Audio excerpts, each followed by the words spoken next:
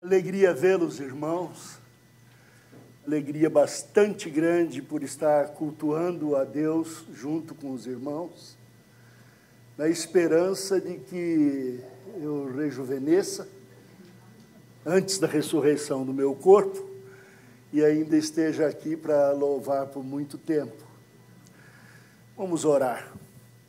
Pai amado, abençoa-nos agora na meditação da Tua Palavra.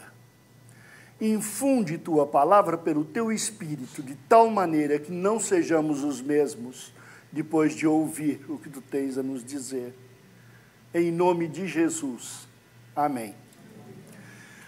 Ouvindo comentar a respeito destes terceira e quarta geração, ou até 1000 anos dos que amam o Senhor, veio à minha cabeça um comentário de alguém a respeito do dito na Bíblia. Para Deus, 1000 anos são como um dia, e alguém fazendo conta de quanto tempo teria passado no céu e na terra.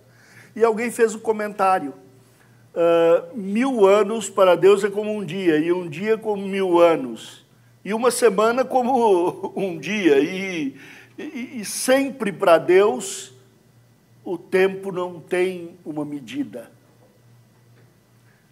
Não dá para fazer contas matemáticas.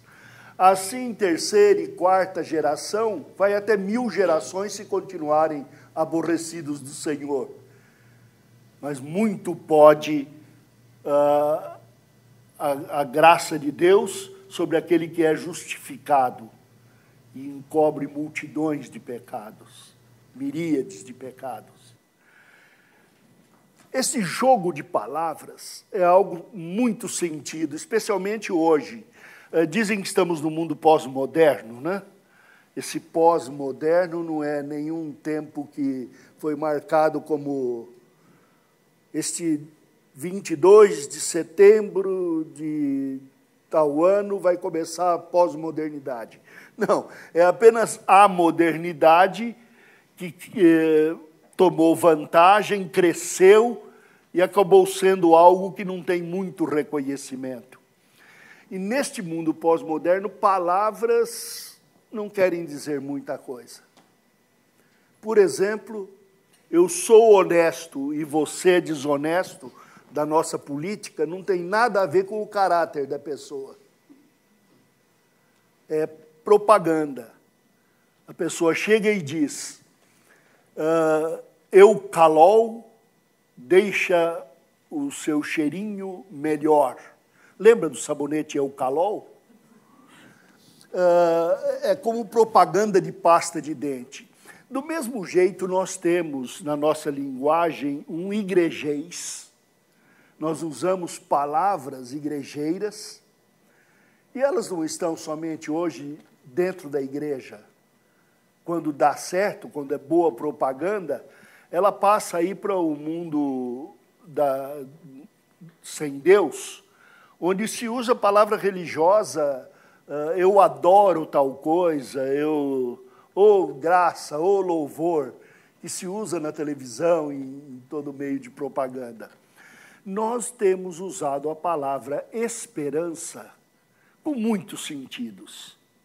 E, de certa forma, é possível.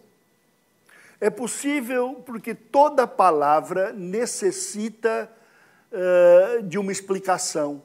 Toda palavra precisa ser contextualizada, especialmente num mundo com tantos habitantes quanto somos agora. Eu nasci num mundo com 2 bilhões. Hoje o pessoal já fala em 6 para 7 e ainda fala de boca cheia, né? Vivemos num mundo onde cada pessoa diz o que quer e quer ser entendida. As palavras dizem o que eu quero que elas digam. Uma discussão que eu vi aí. A presidenta ignora a gramática porque não existe presidenta, é presidente. Aí um cavaleiro encantado, montado no seu cavalo branco, levanta a espada e diz: não é contra a gramática, porque é um neologismo. E eu já estou na idade de poder cofiar meu cavanhaque, e digo, não é o neologismo. O neologismo, para chamar presidente, seria burunfas. Esse é o neologismo. Presidenta é erro do uso da palavra presidente, não é neologismo. Mas hoje em dia vale tudo. Estamos na época do vale tudo, na televisão também, né? Você assiste? Eles discutem se crente pode brigar ou não. Nós temos nossas opiniões sobre a palavra esperança. Havia um pároco de uma igreja católica perto da minha casa. Por alguma razão, ele virou o alto-falante da igreja, bem para a minha casa. E quando ele ia fazer casamentos, ele dizia: agora vamos torcer para o casamento dar certo. Certamente ele era corintiano, porque tinha divórcio lá na minha cidade. A palavra esperança quer dizer, de alguma forma, que eu desejo que alguma coisa aconteça. Por exemplo, ganhar na loteria sem jogar. Como tenho esperança de um dia isso acontecer. O moço vai procurar a moça e tem esperança de encontrar a bela adormecida. E ela, com esperança de ser beijada, para que o sapo se transforme em príncipe. São as esperanças que nós temos. Outro tema para esperança é aquilo que nós achamos que vai acontecer. Havia um filósofo de fundo de quintal, na cidade de Americana, escrevia no jornal. Gostava de Pascal como ninguém, não sei se tinha lido. Um dia ele veio com uma frase maravilhosa: há nuvens no céu, vai chover. Fosse hoje, e ele não teria essa esperança. Vem fiapo de nuvem, vai embora e não chove. Outro termo ainda para esperança é aquela esperança que se conhece, que se sabe. É a esperança que é certa. E até a nuance nessas esperanças, porque há esperança pessimista. O rapaz que estava orando lá em casa, cria muito no poder da oração, e ele dizia: Senhor, faça com que este monte se mova. Abriu os olhos, olhou o monte e disse: eu sabia que não ia mover. Ou aquele menino que voltou do exame e, ajoelhado lá à beira da cama, dizendo: Senhor, faça com que o rio Amazonas passe na Bahia. A esperança que sabe o que sabe o que vai acontecer, é ligada à palavra fé. Se você estender esta palavra esperança, ela vai cobrir a palavra fé. E da fé com esperança nasce o amor. A fé é o que se crê, a esperança é a ética de lidar com a fé, e o resultado disto é o amor, é a prática.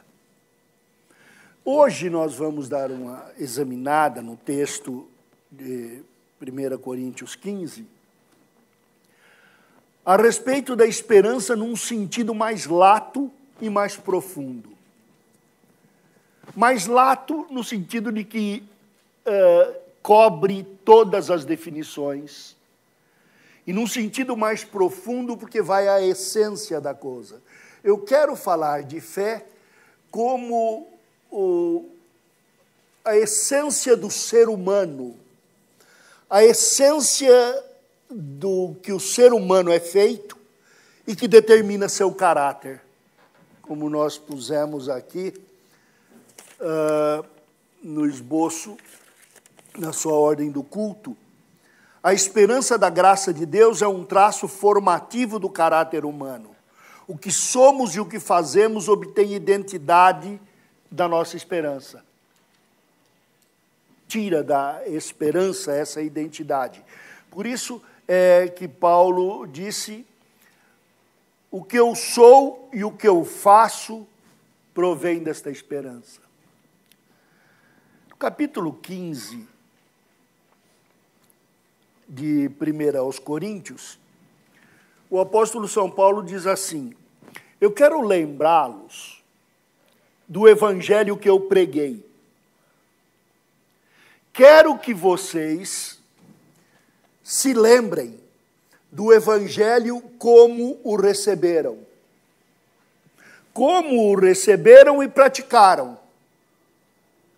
Ele fala de 3 evangelhos, o mesmo evangelho, mas de 3 aspectos: o evangelho pregado, o evangelho recebido e o evangelho praticado.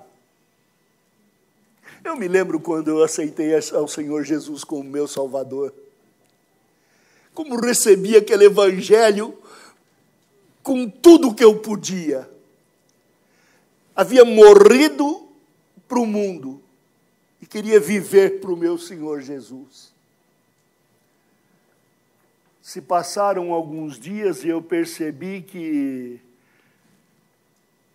eu não estava com tanta esperança de que isso acontecesse. Sabe como é que é?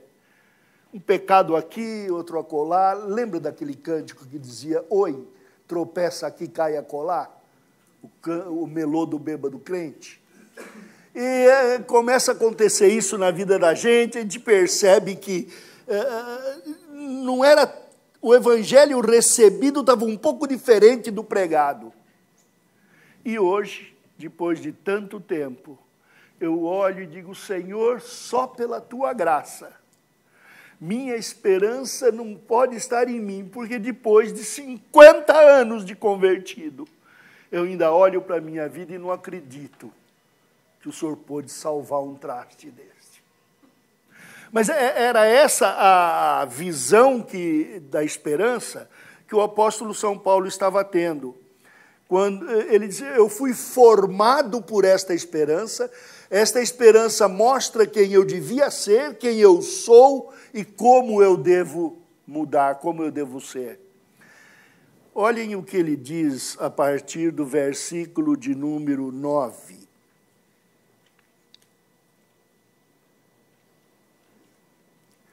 Porque eu sou o menor dos apóstolos, que mesmo não sou digno de ser chamado apóstolo, pois eu persegui a igreja de Deus. Mas pela graça de Deus sou o que sou. E a sua graça que me foi concedida não se tornou vã. Antes, trabalhei muito mais do que todos eles. Todavia não eu, mas a graça de Deus comigo. Portanto, seja eu ou sejam eles, assim pregamos e assim crestes. Ora, se é corrente pregar-se que Cristo ressuscitou dentre os mortos, como, pois, afirmam alguns dentre vós que não há ressurreição de mortos? E se não há ressurreição de mortos, então Cristo não ressuscitou. E se Cristo não ressuscitou, é vã a nossa pregação, é vã a nossa fé. E somos tidos por falsas testemunhas de Deus, porque temos asseverado contra Deus que ele ressuscitou a Cristo, o qual ele não ressuscitou, se é certo que os mortos não ressuscitam. Porque se os mortos não ressuscitam, também Cristo não ressuscitou. E se Cristo não ressuscitou, é vã a nossa fé. E ainda permaneceis nos vossos pecados.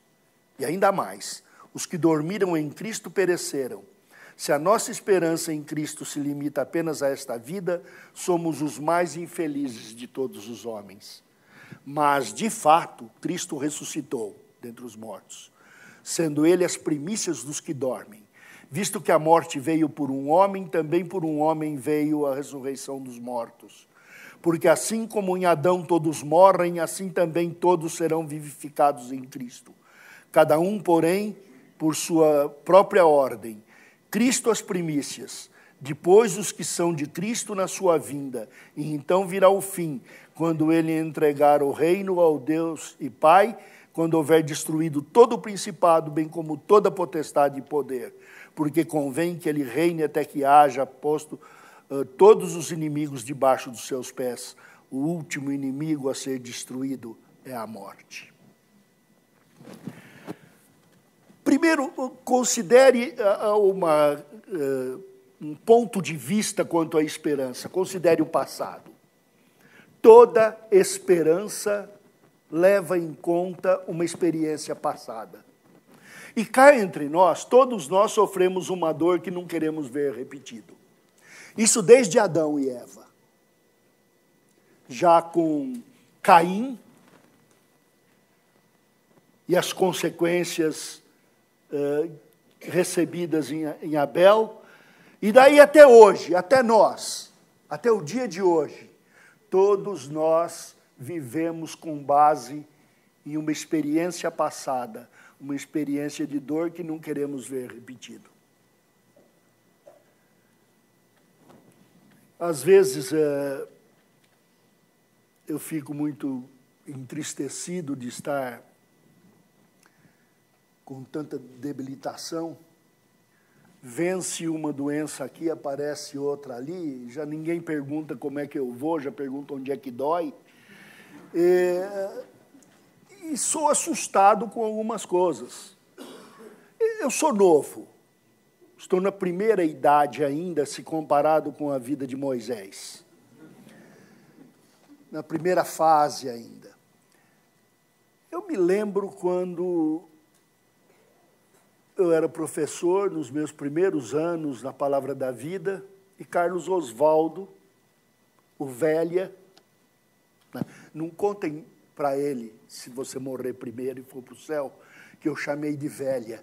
Ele pediu para mudar para COP, porque reitor não podia ser chamado de Velha. Mas era o amigo.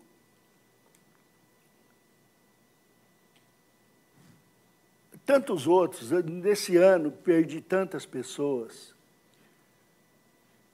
E eu penso, por que morreram novos assim?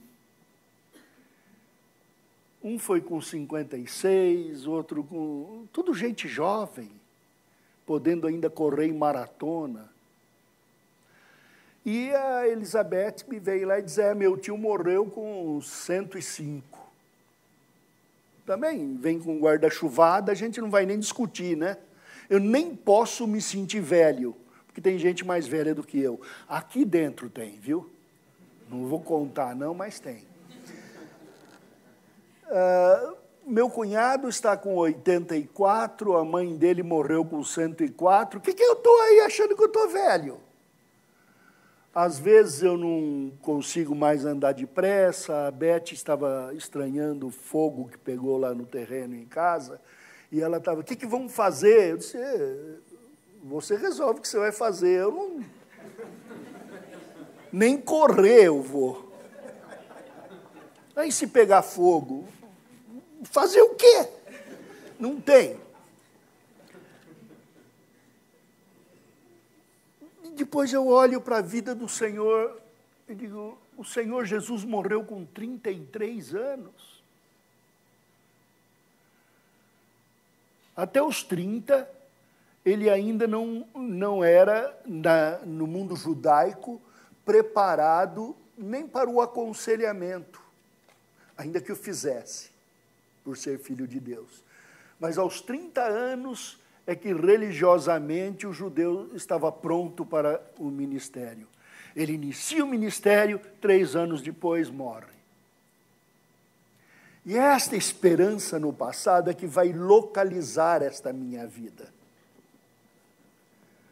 Aquilo que eu sou é determinado pelo que eu espero da vida. Quando eu vou conversar com uma pessoa e eu não a conheço, eu costumo tentar amadurecer a amizade com mais rapidez. Vocês não são de fazenda, talvez não saibam como amadurecer banana à força. A gente enrola banana em jornal. Jornal era que nem uma revista de uma folha grande que existia antigamente. Sem enrolar, que servia também para enrolar carne no açougue. E você enrola o cacho de banana e põe perto do fogão a lenha. No fogão a lenha vocês também não conhecem. Hoje põe atrás da geladeira. E ele fica ali amadurecendo a força. Então, para amadurecer a amizade e a força, a gente faz algumas perguntas. Uma que eu costumo fazer é: qual foi a primeira lembrança que você tem da vida? Geralmente a pessoa fala: lembrança primeira que eu tenho da vida? Eu não tenho nenhuma. Eu falo: mas você sabe por que você entrou aqui, né? Pelo menos a passagem da porta ali você ainda lembra. Porque a amnésia é desse jeito. Aí eu tenho que fazer um exercício com a pessoa, ela não está acostumada a lembrar, né? Lembra aquele dinheiro que você me deve? O quê? Dinheiro? Como era a casa que você nasceu, como era a cidade. Aí a pessoa vai lembrando, aí vem: eu me lembro. Vem aquela primeira lembrança. Depois você colhe mais algumas lembranças e você vai acabar descobrindo que a primeira lembrança que a pessoa tem da vida é a expectação da vida dela. Uns se lembram do presente que o vovô deu, outros se lembram de um aniversário, aquele bolo enorme, cheio de velhinha. Não estava, tinha uma velhinha só, mas lembra do bolo, da montanha de morango que cobria o bolo, também é exagero, mas é que nem peixe de pescador, o peixe perdido, né? Cresce com o tempo. Outras pessoas vão lembrar que sofreram. Eu me lembro de um papai indo embora e eu chorando no primeiro dia de aula. Então, esta primeira lembrança é uma maneira de dizer com figuras, sem palavra, o que eu esperava da vida. A vida para mim é uma alegria, ou a vida para mim é uma tristeza. Depois você pergunta para uma pessoa: e qual é a dor maior que você já sofreu na vida? E quando a pessoa contar a você a dor maior, você vai perceber que no intervalo entre a primeira lembrança e a dor maior, existe uma série de memórias descrevendo o que eu espero da vida, o que deu certo, o que não deu certo, e tudo seguindo o mesmo tema. Esta experiência de vida, se for humanamente calcada, ela é uma montanha russa de sentimentos. Daniel, de vez em quando, o meu filho Daniel, põe ali no Facebook uma figura de um carro pequenininho. Sabe aqueles carros que parece que dão uma trombada de trator com um caminhão e amassou o carro, ficou pequenininho? Ele mostra e põe assim: olha, Júlio, o nosso Júlio, é um carro por nosso tamanho. Porque o Daniel acha que ele é pequeno. Então, se ele vai tirar uma fotografia do lado do Davi, ele gosta de tirar no degrau da escada, para dar o mesmo tamanho. Eu sou o meio entre eles. Perto do Daniel, me sinto grande. Perto do Davi, eu já fico pequeno. Se eu for ter problema com o meu tamanho, eu vou viver numa montanha russa de julgamentos. Gosto de ficar longe do irmão, né? Muito alto para o meu gosto. Prefiro aqueles que estão menores do meu lado, porque daí eu apareço. Vai determinar se eu sou uma pessoa fugidia ou sou daqueles bem chegados, bem cheguei. Se eu tenho problema com dinheiro, eu posso viver por aí dando dinheiro para todo mundo, para aparecer, minha generosidade. Ou eu posso ser um mão de vaca, negando dinheiro para todo mundo. Mas eu vou ser determinado por aquilo que eu espero da vida. Todos nós esperamos uma coisa da vida, com certeza: morte. Vivemos na certeza de que existe a morte. O próprio apóstolo São Paulo disse: depois que o Senhor Jesus Cristo morreu e ressuscitou, muitos dos que estão aqui conosco viram, e 600 testemunharam, muitos dos quais já dormem, e outros que aqui ainda estão. Nós temos uma expectação de morte, mas não somente uma expectação da morte física. Eu me lembro de quando papai morreu, pastor novo, desesperado, porque eu havia perdido muito tempo sendo inimigo do meu pai. Depois da minha conversão, fui aproximado dele. Quando o papai morreu, foi um desastre para mim. Depois, morreram outros, os meus primos, meu sobrinho, minha irmã, vovô, vovó. Quando morreu mamãe, eu pensei, será que eu gostava mais do meu pai do que da minha mãe? Nesses últimos 2 anos, eu não tenho dedos nas mãos para contar os amigos que já foram. Mas eu falo de uma outra expectação, a expectação da morte severina, da morte de cada dia. Lembra do João Cabral de Melo Neto? Esta morte que se morre a cada dia. Eu morro de vergonha quando sou pego numa falha. Imagine que eu combinei o encontro com você e me esqueci. E você me telefona. Ao ouvir sua voz, eu fico vermelho de vergonha. Eu preferia que saísse no Brasil presbiteriano. Morreu o pastor Vadislau. Não que eu queria morrer. Eu queria enfiar a cara num buraco para não te ver. Outras pessoas não ligam, não. Eu não fui porque esqueci, viu? Só que essas pessoas, se são corrigidas em público, por exemplo, uma pessoa disse, errou na aplicação de intervier, e foi corrigido. Ele desesperou, não conseguia mais pregar e começava a ler. Depois saiu e falou, eu me perdi completamente. Outros já chegam, vão errando, vão falando. Você errou aí. Que bom, prova que eu acredito na depravação total do homem. E continua. Mas cada um sabe onde é que ele morre. Uns morrem se foram chamados de feio. Outros morrem se forem chamados de lindinho. Eu não quero que me chame de lindinho, hein? A nossa experiência de vida tem de ser mudada quanto a esta do passado. E o que o apóstolo São Paulo diz é, Cristo morreu e ressuscitou. E isto é a mudança da nossa esperança para o passado. Eu vou falar meu apelido aqui. Se alguém me chamar pelo apelido depois, vai ver, viu? Eu não sou protestante e não rogo praga, mas a minha oração é daquelas de escrever no poste lá. Tira a caspa e tudo, hein? Meu apelido era Lauzico.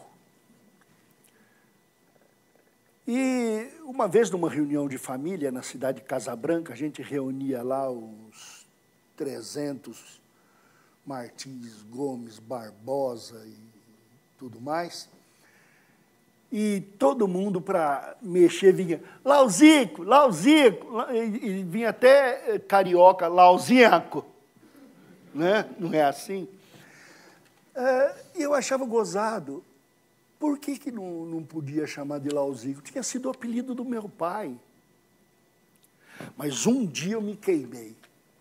Um pastor, escrevendo numa coluna, ele não me conhecia de perto, escreveu, o Lauzito. Aí eu me queimei. Vai chamar pelo apelido, chama de apelido certo. Não me vem com esse negócio de errar até meu nome. Porque eu já não tenho personalidade. É Vladislau, Venceslau, Ladislau, Vandislau. Outro dia me chamaram de Orislau.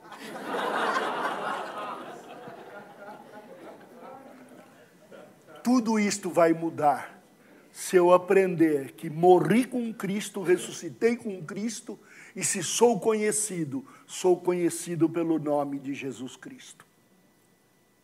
Esta é a mudança, essa é a transformação que tem que ocorrer na minha vida. E se alguém eu conhecia na carne, agora já não o conheço na carne, mas conheço no Espírito. E é essa transformação que tem de haver na vida. Eu não vou casar porque eu não vou achar homem, porque meu pai não dava bom testemunho, ou porque meu pai era bom demais, eu não vou achar um homem que seja igual a ele. Esquece. Porque o Senhor Jesus Cristo morreu para que morresse a natureza humana e a nossa concepção do humano fosse tomado pelo Espírito e pela novidade de vida. Então esta é a primeira mudança que tem de haver, esta conversão.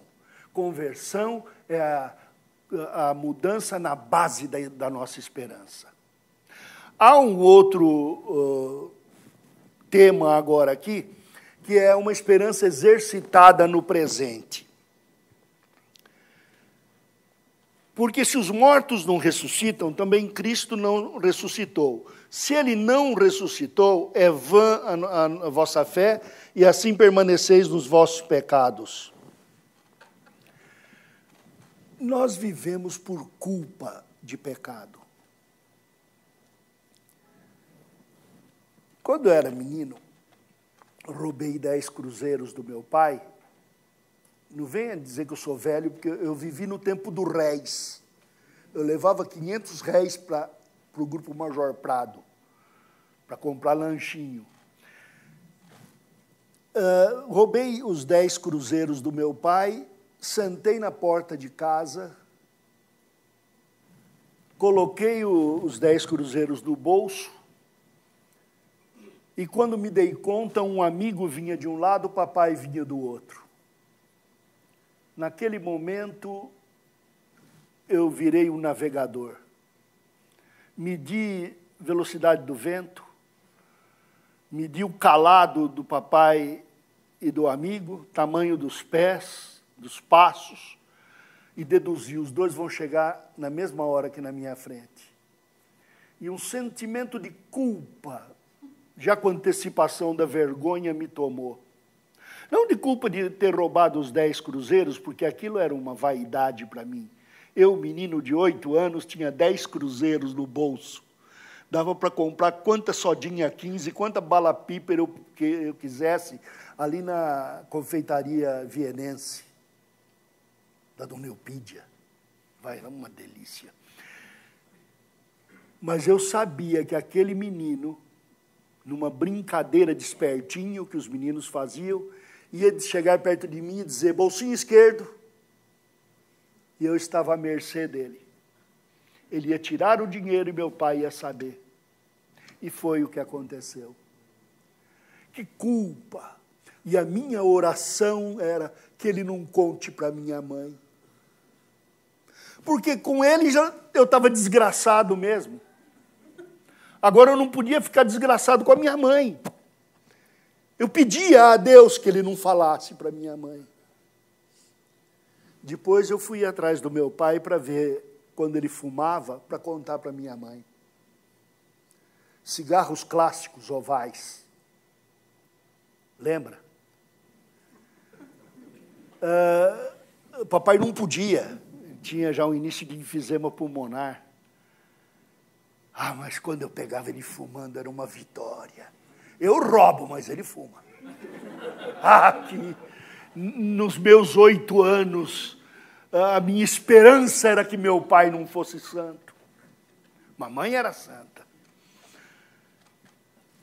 Se mamãe soubesse que eu não era.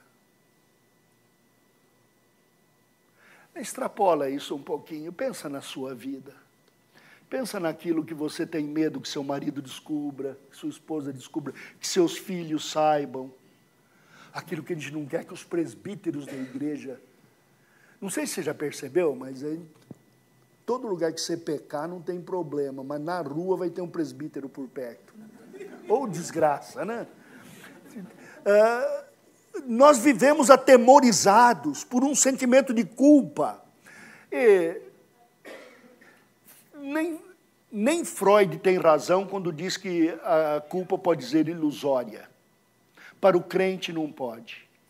Porque até mesmo a culpa ilusória, ela vem de uma falta de confiança na graça de Deus, no sacrifício de Cristo. Eu não me submeto à culpa, nem quero me livrar dela, por causa de uma formação da minha personalidade. Eu quero é crer na graça de Deus que justifica, na graça de Deus que em Cristo me justifica e que me perdoa. E ser capaz de dizer, face a face, eu roubei, eu menti, eu caí, ao invés de dizer, desculpa, eu não sabia o que estava fazendo, pensei que estivesse fazendo diferente. Porque senão, na nossa esperança, vivemos falso testemunho. Há um livro, O Inverno de Nossa Desesperança, um autor americano, em que ele descreve esta agonia de viver a falsa esperança, a desesperança, medo de sermos acusados. Porque tudo que fazemos, a Bíblia diz, é nos acusarmos e nos defendermos o tempo todo. E isso deforma nosso caráter. Escute, olhe nos meus olhos. Este que você está vendo aqui já morreu e já ressuscitou. Apenas espera que os fatos demonstrem isto.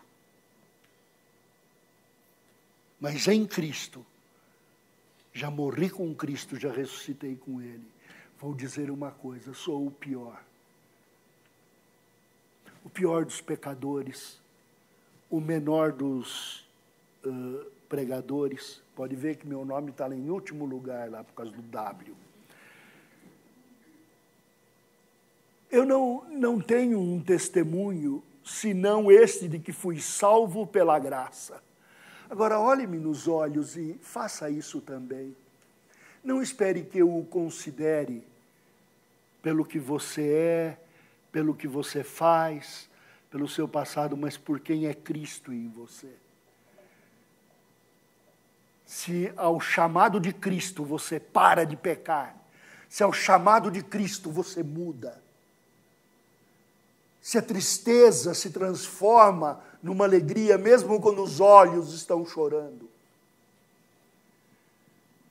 Se nós conseguimos nos desvencilhar da culpa, porque colocamos o nosso pecado na cruz de Cristo, confessando nossos pecados, então temos uma esperança para esta vida. Somos os mais felizes, porque a esperança dessa vida tem efeito em nós. Uma vez conversando com a minha esposa, eu disse a ela, meu bem, nós temos que conversar um dia a respeito do nosso passado, sem sentir dor. É preciso que eu olhe no espelho e diga, você é isto, isto, isto e isto, mas em Cristo todos os pecados foram perdoados, tudo foi feito novo, tudo mudou, e agora eu posso ser isto, isto, isto.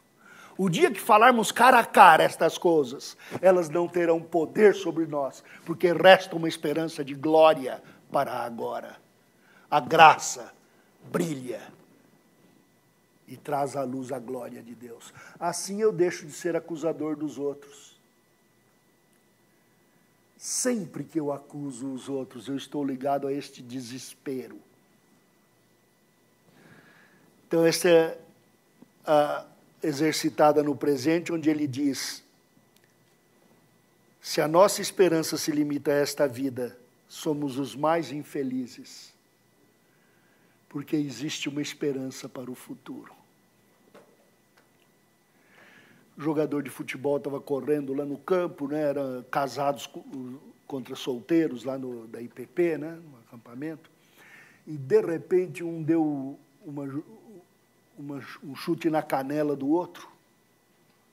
O rapaz bateu a mão, olhou com raiva e disse, isso não vai ficar assim, não. Quando o chutador enfrentou, grandão daquele tipo, lutador de sumô, vai ficar como? Vai inchar. Há uma consequência na nossa vida. Fomos perdoados. Mas se caímos, nos machucamos. Há homens que pecam e pecam como se perdessem membros e vivem sem um braço. Outros que pecam e ferem os olhos e vivem semicegos. Outros caem de prédios e não se machucam. É a vida que está aqui agora. Mas uma verdade, um dia tudo passa. Um dia estas coisas passam. Um dia passa a torpeza desta vida, a tristeza desta vida. Fica a retidão de uma vida em Cristo. Fica o contentamento, a graça, a leveza da vida em Cristo. E se nós soubermos que a dor um dia passa, nós teremos força para enfrentá-la. Estou querendo falar seriamente com Deus a respeito de como eu anseio a vinda dele. Por que eu digo estou querendo? Porque é aquele medinho, vai que eu falo isso e ele fala, então vem. Vocês não experimentaram isso já? Eu vou entregar a minha vida, mas não de todo. Vai que Deus me manda lá para um lugar onde tem jogo de futebol, aquela doença é bola, né? Eu não quero ir. Mas, se eu tenho a esperança em Cristo, eu tenho que dizer, ora vem, Senhor Jesus. Seja pelo chamado dele agora, para que eu vá antes e durma no Senhor. Seja a vinda dele, descendo dos céus para buscar os seus. Eu sei que isto vai acontecer, e porque isto vai acontecer, tudo que acontece no presente, que for de ruim, diminui de importância, e tudo que for bom, cresce em importância e valor. Os pecados que eu cometo contra os outros têm valor, e eu devo tirá-los já. O pecado que outros cometem contra mim, põe na conta de Jesus. O pecado que um comete contra o outro, eu me ofereço como libação sobre o sacrifício de Cristo. Ofereço para sofrer junto. Mas não tem mais importância, porque Cristo prometeu que ele virá. Terminando, que diferença isto vai fazer na nossa vida? É interessante. Todo homem cuja esperança está nesta vida, ou ele se elege como Deus e quer dominar, quer controlar, quer estar sempre presente em todos os lugares. Se a esperança diz respeito a esta vida, ele vive ansioso. E se perdermos a eleição para presidente, eu nem digo se o Aécio perder, se nós perdermos, ou os Dilmas daqui, eu perdoo,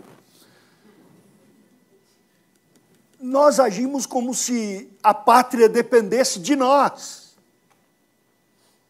O que depende de nós é a obediência ao Senhor nosso Deus, para que a glória do seu reino seja exaltada. Mas nós não temos poder quanto às coisas. Querer mudar o marido, querer mudar o filho, querer mudar a esposa, querer mudar o irmão. Nós fazemos todos os esforços para que isso aconteça. Nossa esperança é que consigamos impor sobre os outros nossa personalidade desesperada. Mas se nós temos a esperança no futuro de que o Senhor vai ser tudo em todos, que Ele vai vencer todos os inimigos e colocar aos pés do Senhor, e nos colocar aos pés do Senhor, então nós temos força para realizar já o grande motivador da esperança, o amor a Deus, o amor ao próximo. Minha oração, então, é que, até que o Senhor Jesus venha, que a mensagem dele seja obedecida em nossos corações e haja esperança. Deus os abençoe.